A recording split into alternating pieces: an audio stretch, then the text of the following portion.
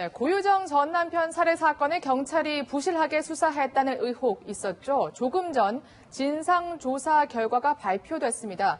서 기자, 경찰이 처음으로 수사를 좀 부실하게 했다, 실수를 인정했네요. 사실상 부실 수사 처음으로 인정한 겁니다. 네. 고유정 조사에 이어서 고유정을 수사한 경찰까지 조사하게 된 초유의 사태가 일어난 거죠. 조금 전에 경찰이 이 진상조사단이 백브리핑을 통해서 기자들에게 어떠한 점이 미흡했는지 내용을 밝혔습니다.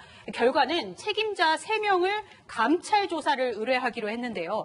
이 점검 결과, 이 수사 결과에서 초동 조치부터 시작을 해서 수사 과정, 이러한 모든 것들이 미흡이 확인됐다고 합니다. 물론 경찰 발표에서는 일부 미흡이 확인됐다, 일부라는 표현을 사용했지만 네. 사실 이런 초동 수사가 경찰 수사에서 얼마나 중요한지, 또 고유정 전 남편의 경우는 시신도 못 찾는 상황이지 않습니까? 네. 이런 과정에서 경찰이 사실상 부실 수사를 오늘 발표를 통해 인정한 셈이 된 겁니다.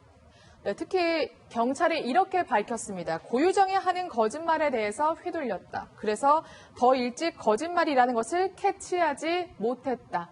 고유정의 거짓말을 빨리 알아채고 수사를 진행했어야 하는데 그 부분을 놓쳐야 했다, 이 말이거든요.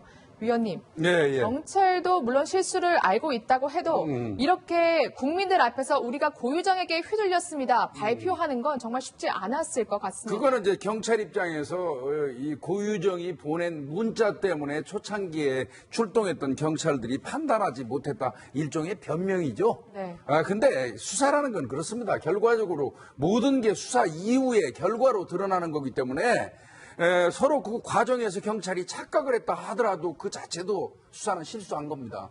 그래서 궁극적으로는 제가 볼 때는 뭐 일부 미흡한 점이 있었다고 경찰은 얘기하지만 언론에서 얘기하는 것처럼 급기야 이거는 총체적 부실로 이제 연결될 수밖에 없는데요.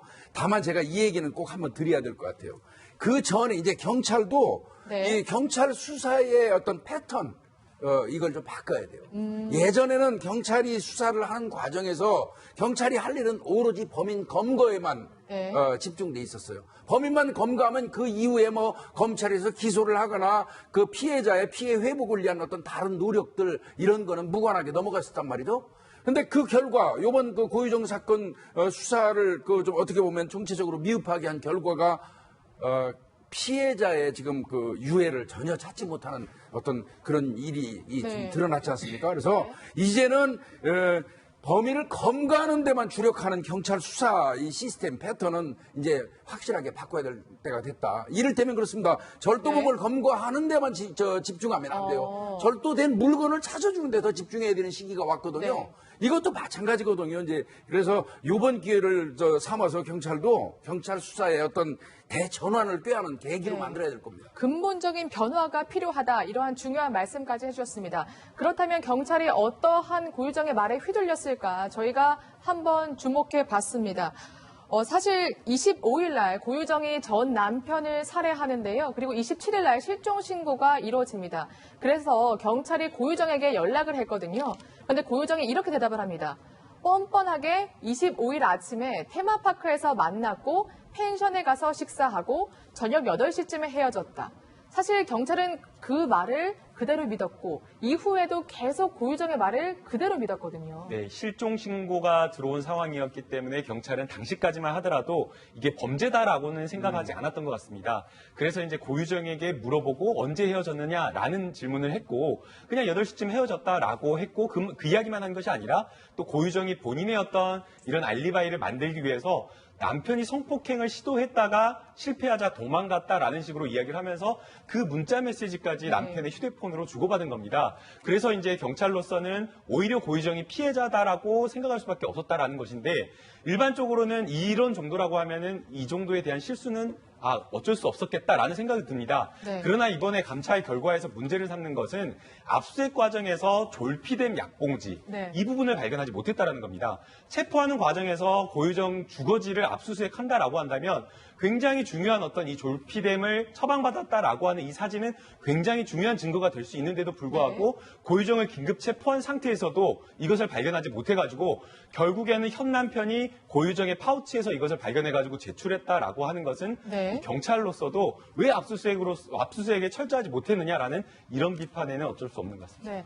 오늘의 발표가 아마 경찰에게도 굉장히 뼈아플 것 같습니다. 경찰은 사건 초기부터 위기관리 종합 대응팀을 운영하겠다고 또 밝혔거든요. 앞으로 달라지는 경찰의 모습도 좀 기대해 보겠습니다. 이런 가운데요, 고유정이 나는 아들의 친권을 포기할 수 없다, 이렇게 입장을 밝혔다고 하는데 이게 어떻게 된 일입니까?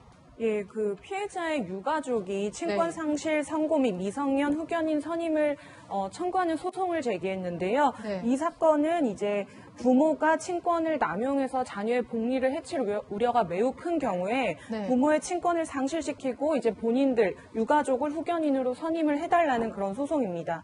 그래서 유족 측은 이 청구서를 통해서 친권자에게는 민법상 자녀 거소 지정권과 대리권까지 포괄적으로 인정이 되고 있기 때문에 네. 이 사건 같은 잔혹한 폐륜 범죄를 저지른 고유정에게 친권이 유지되는 것은 적절하지 않다라는 의견을 보였고요.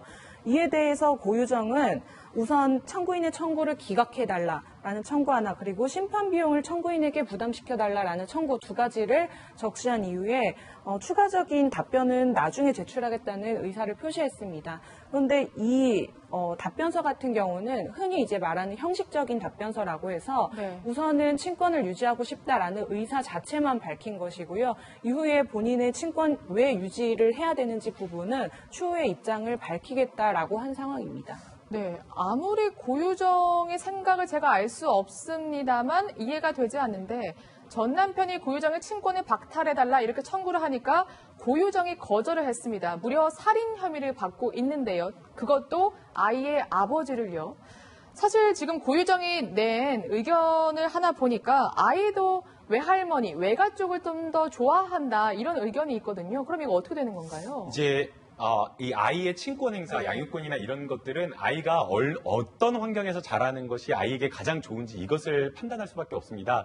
그래서 재판부가 이렇게 물어보는 것이 아니라 가사조사관이 나가가지고 아이와 면담을 하는데 네. 굉장히 오랜 시간 동안 여러 가지 질문을 해가지고 아이가 누구와 함께 하고 싶어 하는지, 특히나 아이가 뭐 초등학교 이상만 된다고 하더라도 본인이 좋아하는 사람, 그런 어떤 양육 환경에 대해서 적극적인 어떤 의사 표시를 할 수가 있기 때문에 그 부분을 가장 중요하게 생각을 할 것으로 보이고요. 지금 이제 이 경우로 보더라도 외가 쪽에서 아이가 계속 자라왔고 또 조부모나 이모도 네. 아이를 양육하고 싶어하는 그런 어떤 강한 의지를 보이고 있기 때문에 재판부에서는 아마 이러한 점을 좀 고려해서 아이가 가장 자라기 좋은 환경을 좀 선택할 것으로 보입니다. 네, 변호사님 보시기에는 어디로 갈 것 같으세요, 친권이요? 아이가 제일 네. 편하게 생각하는 조부모한테 가지 않을까라는 생각이 듭니다. 아, 근데 저는 궁금한 네. 점이 있는데요. 이런 경우에 가사조사관이 나가가지고 어머니가 아버지를 살해했다는 사실을 아이한테 알게 합니까? 그런 것까지 가사조사관이 물어보기에는 좀 어렵다라고 보이고요. 아이가 이제 기사나 이런 것들을 보면 내용을 좀 더 숙지를 하지 않을까 생각이 듭니다. 네, 네. 지금 김복주 위원님이 질문하신 것처럼 굉장히 예민한 사항이고요. 또 아이의 미래를 위해서 굉장히 심사숙고해야 될 상황입니다. 사실 저희는 물론 외조모에 갈 수는 있지만 고유정의 심리 상태도 불안하고 향후 네. 아이가 자신의 엄마가 고유정인 걸 알게 되면 저는 그 부분 때문에 네. 질문을 했던 겁니다. 사실은 그렇죠. 네. 가사조사관이 묻지는 않을 겁니다. 그 부분 관련돼서 엄마가 아빠를 살해했는데 너는 어떻게 생각하냐는 할 수 없겠지만요. 결국은 언젠가는 알게 되지 않겠습니까, 아이가?